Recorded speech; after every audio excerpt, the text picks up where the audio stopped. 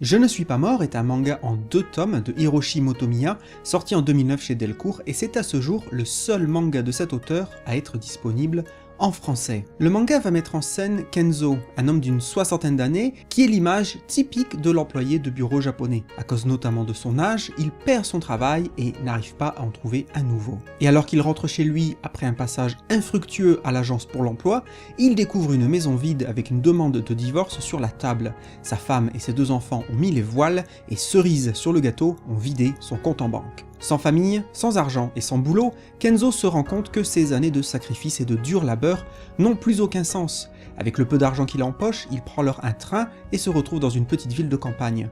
Là, il va dans la forêt car il a décidé d'en finir, autrement dit, de se pendre. Mais alors qu'il passe à l'acte, la branche à laquelle il a attaché la corde cède et sa tentative échoue.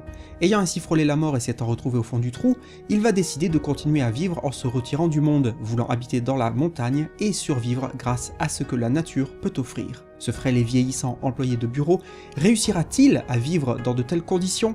Là va être tout l'enjeu du scénario. Il est intéressant de voir une œuvre japonaise mettre en scène l'échec du modèle de société du pays, c'est-à-dire le père de famille qui se tue au travail, qui est une idée de sacrifice enracinée dans la culture nippone. Ici, dès le début, on montre que tout ceci n'est pas forcément synonyme de bonheur, et que ça peut même mener au pire, c'est-à-dire au suicide. Le héros va se rendre compte que malgré une vie de sacrifice et de travail, la société est aux abonnés absent lorsqu'il s'agit de l'aider. Le manga illustre donc à la fois un retour à la nature et un rejet de la société. Kenzo veut redécouvrir ce que c'est que d'être vivant.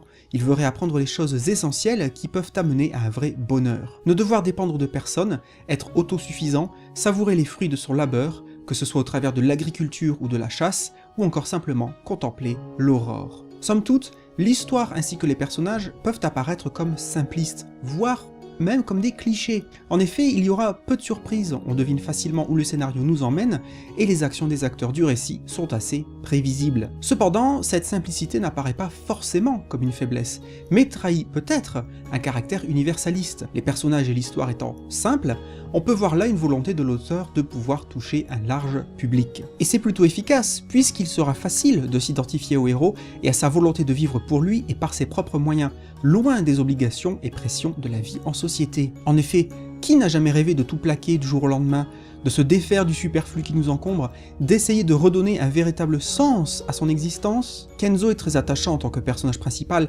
car il apparaît comme le bon gars qui n'a simplement jamais eu de chance dans sa vie.